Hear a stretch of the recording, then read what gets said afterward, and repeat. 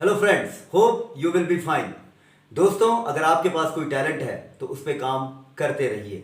जहाँ भी मौका मिले, कहीं भी मौका मिले, आप अपने टैलेंट को ज़रूर दिखाइए। कभी ना कभी और कहीं ना कहीं आपका टैलेंट एक दिन आपकी पहचान बनाएगा। आप अपने टैलेंट की वजह से जाने जाओगे। मैं ऐसे 5 लोगों के बारे में आपको बताता हूँ जिन्होंने अपने टैलेंट पर लगातार काम करते रहे। Number 1, Karoly Takacs. ये हंगरी देश के एक शूटर थे। शूटर यानी कि निशानेबाज थे। एक दुर्घटना में, एक ग्रेनेड एक्सप्लोजन में इन्होंने अपना शूटिंग आर्म यानी कि अपना दायां हाथ वो गंवा दिया और निराशा ने इनको घेर दिया। लेकिन निराश होने के बजाय इन्होंने अपने बाएं हाथ से प्रैक्टिस करना शुरू किया, ट्रेनिंग करना शुरू किया और बहुत मेहनत से ये ट्रेनिंग करते रहे। और इसका नतीजा ये हुआ कि इन्होंने 1948 और 1952 के लगातार 2 कंसेक्यूटिव ओलंपिक्स में हिस्सा लिया। और सबसे बड़ी बात, हिस्सा ही नहीं लिया, इन्होंने लगातार दोनों ओलंपिक्स में शूटिंग में गोल्ड मेडल्स जीते। नंबर 2, विक्रम सेठ। विक्रम सेठ बड़ी निराशा में अपनी इकोनॉमिक्स में पीएचडी कर रहे थे। उनको ये समझ नहीं आ रहा था कि उनके अंदर राइटिंग का टैलेंट तो था, लेकिन उन्हें समझ नहीं आ रहा था कि वो अपनी नॉवल किस स्टाइल में लिखें। एक दिन वो लाइब्रेरी में रशियन राइटर पुश्किन की एक नॉवल को देख रहे थे और उनकी माइंड में एक आइडिया क्लिक किया और वो समझ गए कि अब उन्हें कैसे लिखना है।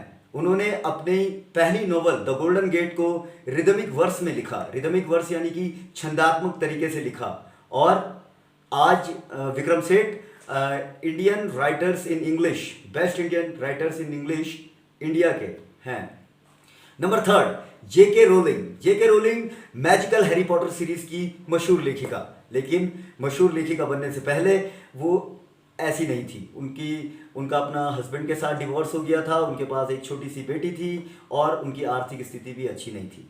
वे स्कॉटलैंड के एडिनबर्ग सिटी में शिफ्ट हो गई थी और काफ़ी डिप्रेशन में थी। लेकिन उन्होंने अपने राइटिंग का टैलेंट नहीं छोड़ा और जब भी उन्हें मौका मिलता तो कैफ़ेज़ में या कहीं वे अपनी राइटिंग को चालू करती रही। जब उन्होंने अपनी पहली book the Harry Potter and the philosopher's stone लिखी तो 12 पब्लिशर्स ने उनकी बुक को पब्लिश करने से मना कर दिया, छापने से मना कर दिया। वो इसलिए मना कर दिया क्योंकि उन्होंने उनसे कहा कि आजकल बच्चों की किताबें तो कोई पढ़ता है नहीं और बच्चों की किताबों को छापने से कोई ज़्यादा फ़ायदा है नहीं। लेकिन फाइनली उन्होंने अपनी हिम्मत नहीं हारी और ब्लूम्सबरी पब्लिशिंग हाउस ने उनकी पहली book Harry Potter and the philosopher stone को पब्लिश किया। और उसके बाद आप जानते हैं हैरी पॉटर सीरीज़ पूरी दुनिया में 79 लैंग्वेजेस में ट्रांसलेट हो चुकी है और हैरी पॉटर सीरीज़ के, हैरी पॉटर के बहुत सारे फ़ैन पहले भी थे, आज भी हैं और मुझे तो लगता है हमेशा रहेंगे। नंबर 4, लता मंगेशकर। लता मंगेशकर जब 13 साल की थी तो उनकी फैमिली ने उन्हें फोर्स किया कि आप एक्टिंग कीजिए। लेकिन लता मंगेशकर जी को ये बिल्कुल पसंद नहीं था, एक्टिंग उन्हें पसंद नहीं थी और इसलिए उन्होंने अपनी फैमिली के कहने पर एक्टिंग कंटिन्यू तो की, लेकिन उन्होंने अपने टैलेंट के हिसाब से, उनको अपना टैलेंट मालूम था कि वे सिंगिंग करना चाहती हैं, तो वे जब भी उनको मौका मिलता वे सिंगिंग करती थी। और एक मूवी थी महल, उस महल मूवी में उन्होंने अपनी आवाज़ दी थी जिस आवाज़ को अप्रिशिएट किया गया और बाकी आवाज़ जानते ही हैं, the Nightingale of India was born.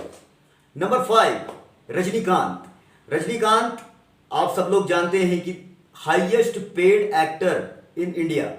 लेकिन रजनीकांत जब एक्टर नहीं थे उससे पहले बहुत गरीब थे, उनकी फैमिली बहुत गरीब थी और रजनीकांत को कई काम करने पड़े थे और यहाँ तक कि वे बस कंडक्टर की जॉब भी वो करते थे। एक दिन आया जब रजनीकांत ने बस कंडक्टर की जॉब को छोड़ दिया और मद्रास फिल्म इंस्टीट्यूट को ज्वाइन किया और उसके बाद वे सफल होते गए, सफल होते गए, सफल होते गए और आज आप जानते हैं the most highly paid actor in India.